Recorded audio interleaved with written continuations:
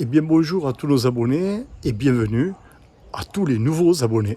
Je commence par vous dire dans cette deuxième vidéo que j'ai fait un petit supplément que vous trouverez à la fin de cette vidéo et qui concerne le traçage du trait de Jupiter. Vincent m'a laissé dans les commentaires une remarque me disant que je ne vous montrais pas comment je traçais ce trait. Alors, ben voilà, pour y remédier, j'ai fait ce supplément qui est en fin de vidéo. Je vous souhaite un bon visionnage et je vous donne déjà rendez-vous pour la prochaine. À bientôt. Nous voilà au début de la deuxième vidéo qui traite de l'agrandissement et de la surélévation de mon dépôt de bois. À l'emplacement de ce laurier, comme je vous l'ai déjà dit dans la première, il y aura un four à bois, un four à pain, que je monterai très certainement en vidéo. Ça, c'est l'emplacement pour rappel de la poutre bois qui va reposer sur ces cloisons intermédiaires. Et c'est grâce au trait de Jupiter que j'ai pu assembler 3 pièces de bois. Ça, c'est avec le laser en fin d'après-midi. J'ai tracé. Pourquoi en fin d'après-midi? C'était pour bien voir le trait rouge, parce qu'avec le soleil, c'était compliqué. Et j'ai reporté tous mes traits sur les cloisons intermédiaires. Ensuite, le matin, j'ai fait sauter les parties en laissant les joues pour ne pas avoir à coffrer lorsque je serai à la phase du scellement. Là, j'ajuste bien sûr avec des morceaux de poutre et je tombe les cloisons intermédiaires. Ça me permet de faire un scellement plus propre. Et comme je ne mets pas de pointe derrière mes poutres, je mets des vis au travers de la poutre, des vis avec un filetage total. Ça me permet d'ajuster ma poutre à sec sur les cloisons, de bien ajuster la serrée, de loger mes vis au travers de la poutre et de couler mon ciment par-dessus. Donc j'ai un ajustage très précis. Là, j'ai matérialisé par ces deux flèches l'emplacement de mes traits de Jupiter qui sont à l'aplomb de ces mêmes cloisons.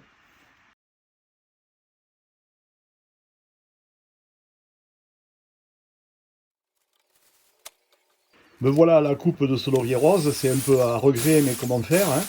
Il me donnait de très très belles fleurs, et c'est là que nous allons construire ce four à pain sur la base des fours qui se faisaient à Pompéi, et ça fera l'objet d'une autre vidéo. Après avoir coupé ce bois, je l'ai stocké et fait sécher pour des jours futurs. Avec cette fraise, je vais rétablir les surfaces. Je vais remettre à fleur les différences de niveau entre les crépis, le crépi existant. Et puis je vais faire du propre pour éviter d'avoir des surépaisseurs. Et puis après on lance le crépi.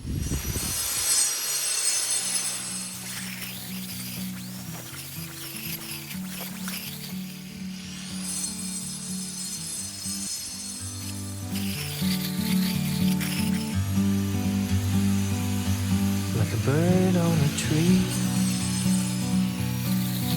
I'm just sitting here. I got time, it's clear to see. J'ai préparé mon crépi en petite quantité parce que la température a été très élevée cet été. On a dépassé les 36 degrés. Et là, on me voit remplir, compenser les écarts de niveau, puisqu'on n'est pas au même niveau. Chaque fois que je dépasse le mur supérieur, vous m'avez vu mettre un chevron, ça me permet de monter mon crépi au ras du mur sans projeter dans la rue qui est juste derrière. C'est une petite astuce toute bête, on voit le chevron dépasser là, et ça me permet de travailler proprement. Et je traverse tout mon ensemble grâce à l'escabeau, et ça me permet de crépir bien perpendiculairement à la surface verticale.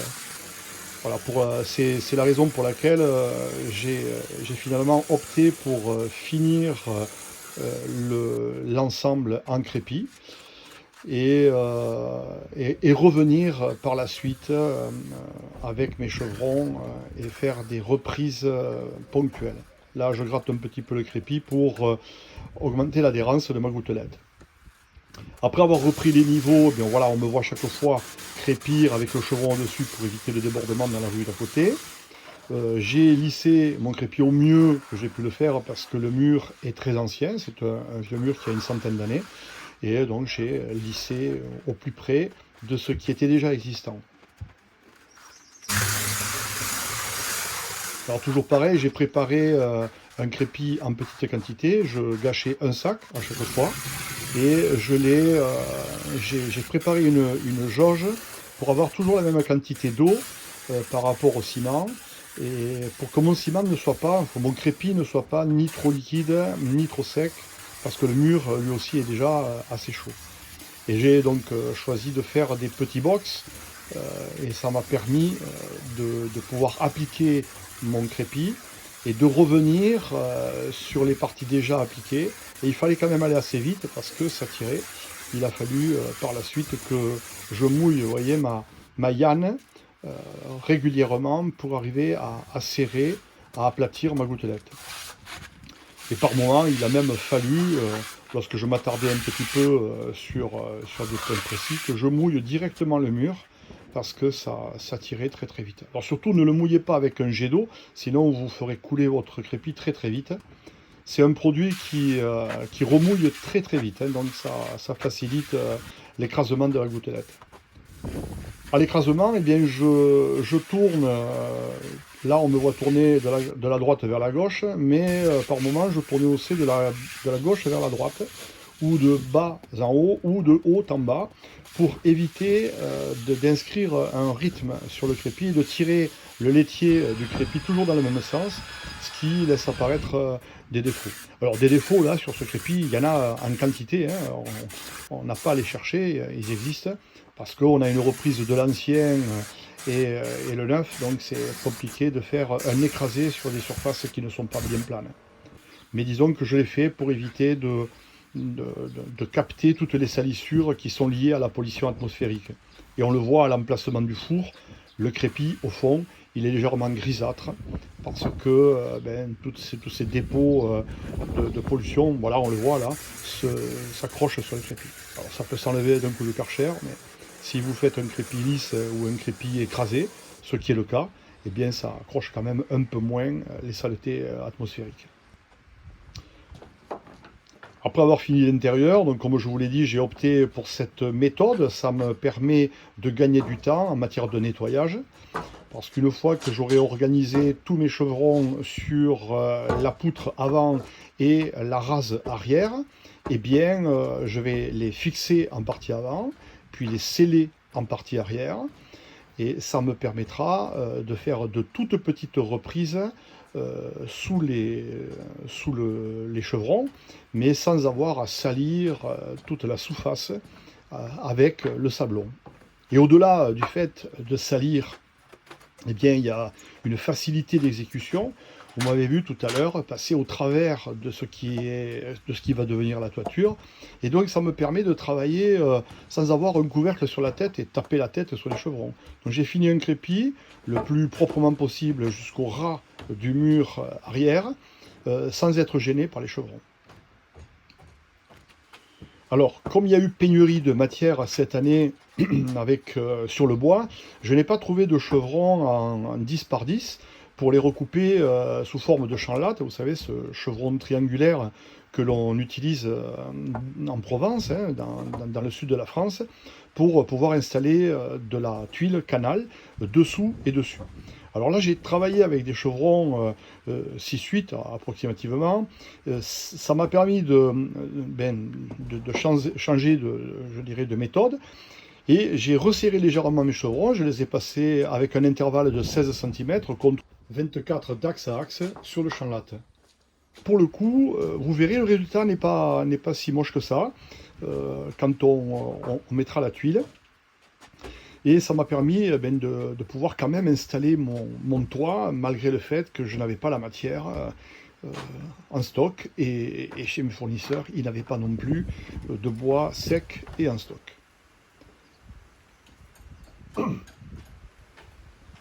Là, je positionne mes deux chevrons extrêmes pour les condamner. Puis ensuite, fixer une pointe, enfin là pour le coup c'est une vis sur le côté, une autre vis de l'autre côté pour tout simplement accrocher un cordeau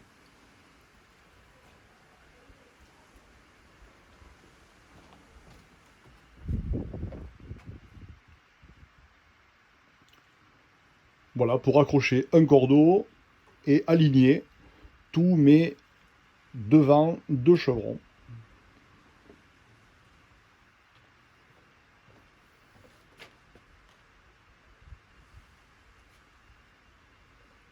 Voilà, tous mes bouts de chevron sont alignés. Il ne me restait plus qu'à les clouer. Alors pour éviter d'ébranler toute la structure, eh bien je fais un avant-trou. From up here, the world seems small. We can sit together. Là, c'est des pointes qui font du 3 par 150.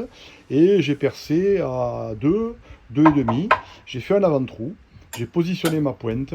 Et évidemment, j'ai moins frappé sur mes chevrons. J'ai moins ébranlé la structure.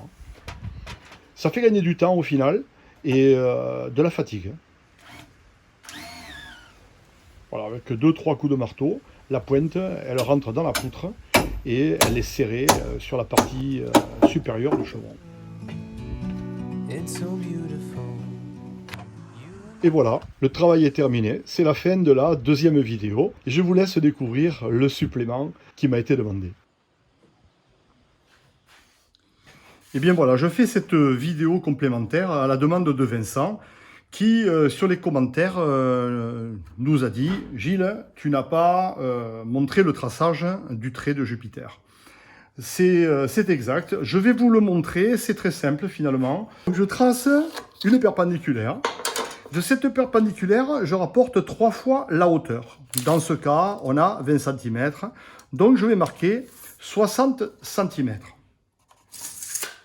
60 cm, c'est bien sûr toujours à peu près, hein, mais on n'est pas, ça pourrait être 65. Mais là, on a tiercé et on a 3 fois la hauteur de la poutre. 60 cm, c'est la longueur de notre assemblage. Une fois qu'on a fait ça, on va tiercer notre assemblage pour positionner le coin central. Je prends un chevron qui correspond à quelque chose près au tiers de ma hauteur. Je positionne l'arête supérieure de mon chevron au croisement de ces deux lignes, la perpendiculaire et cette droite, et je fais la même chose dessous. J'aligne le bas de mon chevron et cette ligne doit croiser la perpendiculaire, l'angle de cette perpendiculaire. Donc je trace deux lignes, une dessus et une dessous. Comme mon chevron est un peu court, je prolonge ma ligne. Voilà. Une fois que j'ai fait ça, je sais que mon assemblage va se trouver quelque part par là et il faut trouver le centre. Donc je vais prendre la pointe là, de cette extrémité à l'autre, j'ai 63 cm. Donc 31,5, c'est mon axe. Et je vais tracer une perpendiculaire, donc à cet axe. Comme là, on a 7 cm, eh bien, je vais mettre 7 cm dans ce sens-là, et on retrouve notre assemblage à pomme carrée. Voilà l'emplacement de notre coin.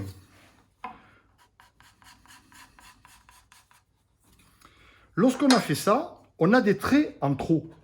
Alors, il faut savoir effacer les traits pour éviter les erreurs au sciage. Alors là, on ne sait pas trop de quel côté est l'assemblage et il faut l'imaginer. Imaginez que le bas de votre poutre est ici. Donc, on a un assemblage qui court là et qui vient ici. Donc, ce trait-là est en trop. En réalité, il va falloir supprimer ces deux traits, le trait bas et le trait haut. On va les supprimer et on va les effacer.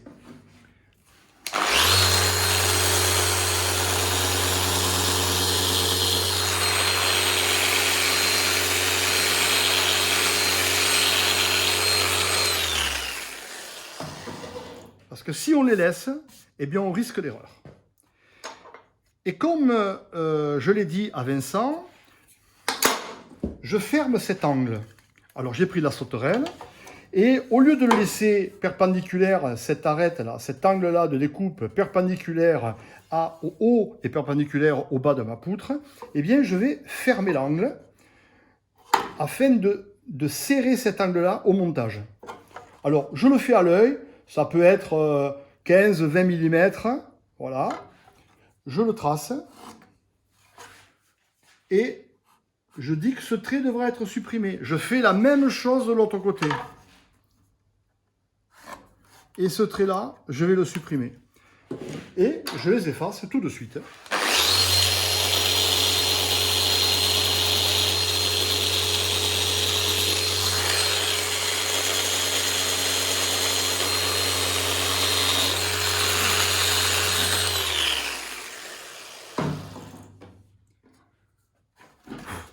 Pour éviter de me tromper.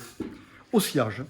Voilà notre assemblage. Le trait de Jupiter est tracé. C'est très rapide et c'est efficace. Alors, souvenez-vous que cet assemblage, eh bien, fonctionne à l'étirement. Hein. Ça veut dire qu'il va être, cette pièce du dessus va tirer à droite et l'autre à gauche. Et on ne charge pas un assemblage comme ça parce qu'on cisaillerait ces coins qui sont les coins d'effort. Hein. La traction, l'effort au cisaillement s'effectue sur ce coin-là qui est longitudinal et sur ce coin-là, celui-là, qui est la poussée du coin, est exercée sur les côtés. Et donc serre l'assemblage, vient serrer sur ces angles-là et vient coincer l'assemblage sur le dessus. Sur la première vidéo, je vous montre comment on réalise les tenons sur les abouts et aussi sur les parties médianes de cet assemblage pour éviter le passage de l'air. Et évidemment, quand il y a l'air qui passe, il y a aussi l'eau quand il pleut. Donc, il faut fermer cet assemblage-là. Voilà le traçage du trait de Jupiter.